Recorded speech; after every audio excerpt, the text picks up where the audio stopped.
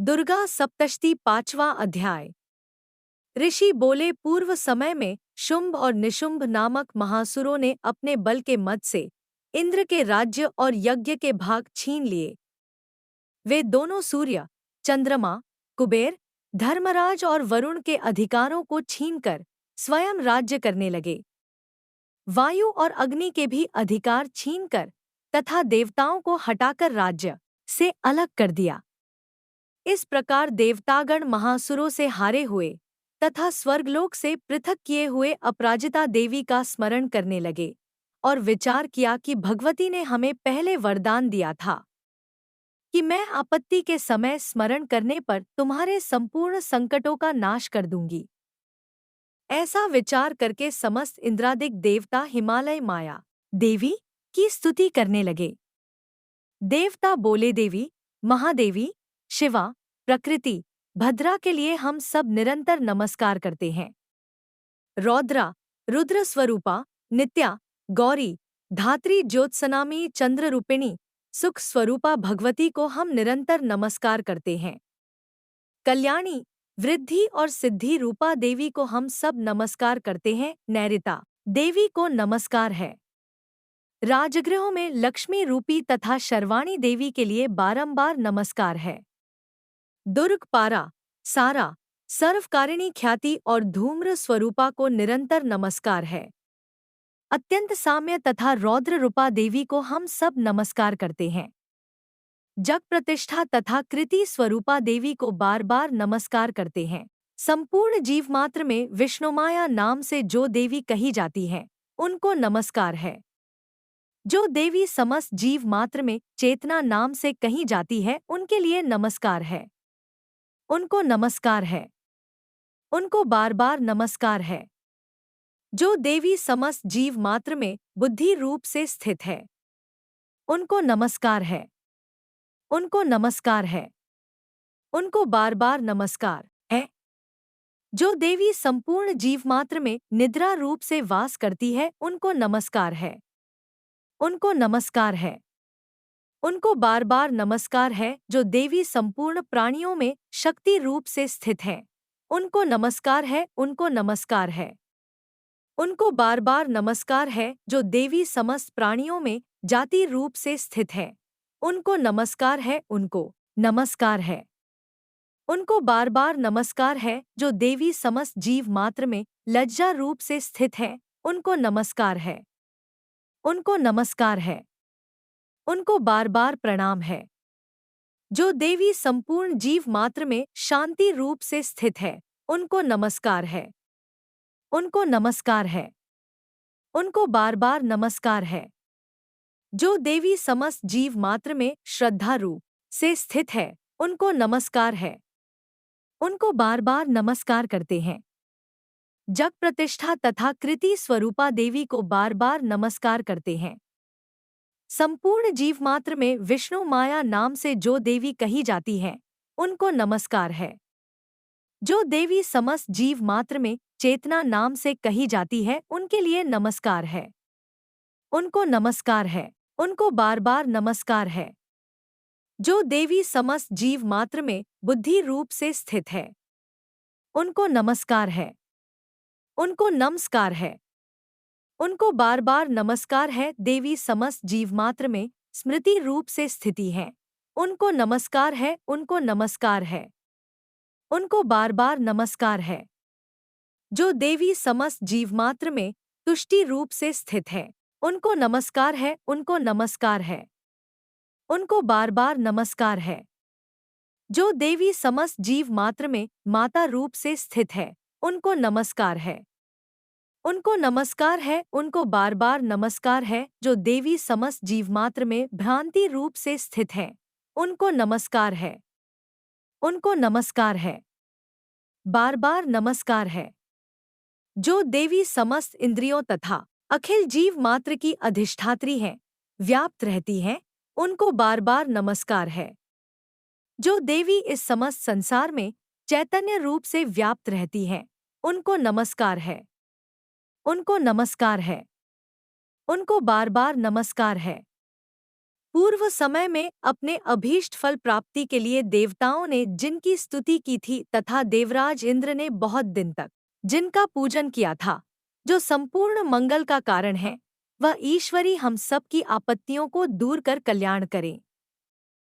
प्रचंड दैत्य से कष्ट पाकर इसी समय सभी देवता शरण में आकर जिसको प्रणाम करते हैं और शक्ति सहित विनय पूर्वक जिसका ध्यान करते हैं, वह ईश्वरी तत्क्षण हमारे संकट को दूर करें।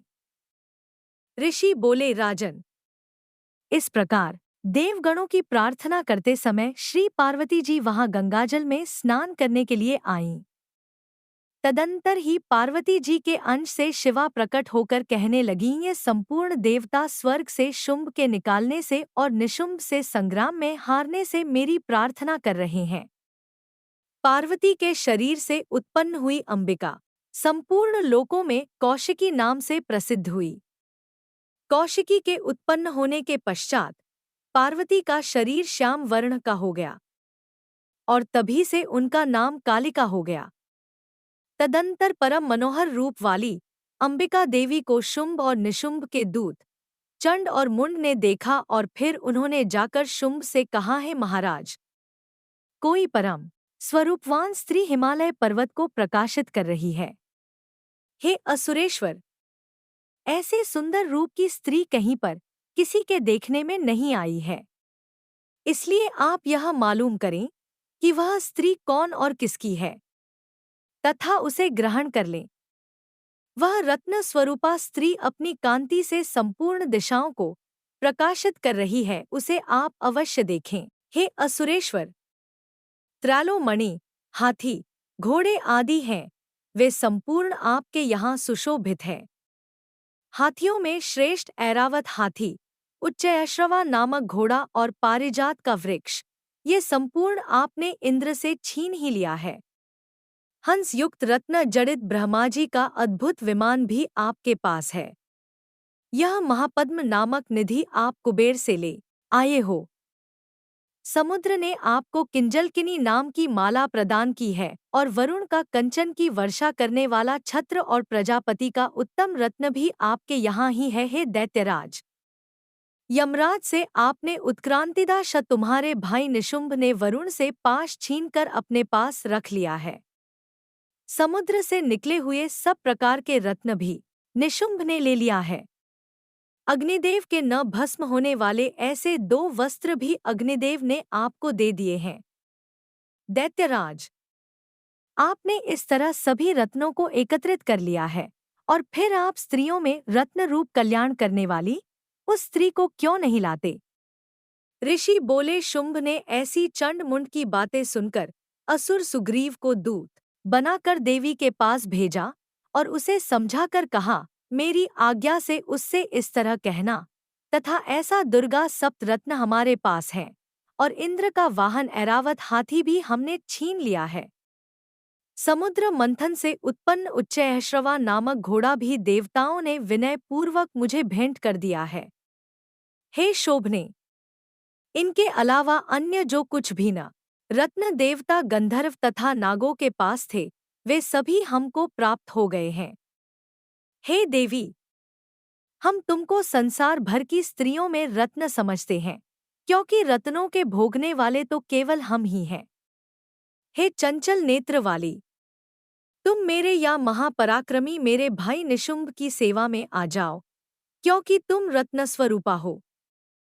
हमको ग्रह तुम्हें अतुल ऐश्वर्य मिलेगा। ऐसा अपनी बुद्धि से विचार कर हमारी पत्नी हो जाओ।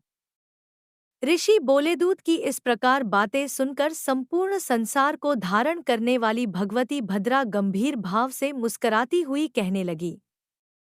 देवी बोली, हे दूत, तूने इस समय जो कुछ भी कहा है वह सत्य है, इसमें कुछ भी असत्य नहीं है। शुंभ तीनों लोकों का राजा है और निशुंभ भी उसी के समान पराक्रमी है, परंतु इस विषय में मेरी जो प्रतिज्ञा है उसे मैं किस तरह झूठा करूं? मैंने जो प्रतिज्ञा की है उसे सुन। जो मुझे संग्राम में जीत कर मेरे अभिमान को छू होगा वही मेरा पति होवेगा। इसलिए शुंभ अथवा निशुंभ महाअसुर यहाँ आए, मुझे जीत ले और तत्काल ही मेरे साथ विवाह कर लें। दूत बोला, हे देवी, तुझे बड़ा अभिमान है। मेरे सामने इस प्रकार की बातें मत कह। तीनों लोकों में ऐसा कौन पुरुष है जो शुंभ और निशुंभ के सामने खड़ा हो सके? अन्य असुरों के सामने समस्त देवता युद्ध में नहीं ठहर सकते।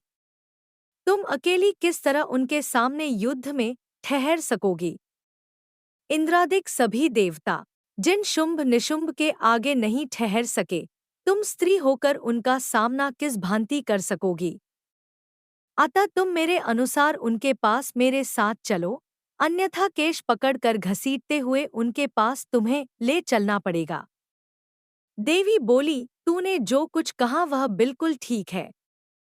शुंभ और निशुंभ दोनों ही अधिक बलवान हैं, परंतु मैं विवश हूँ, क्योंकि मैं बिना विचारे प्रतिज्ञा कर चुकी हूँ।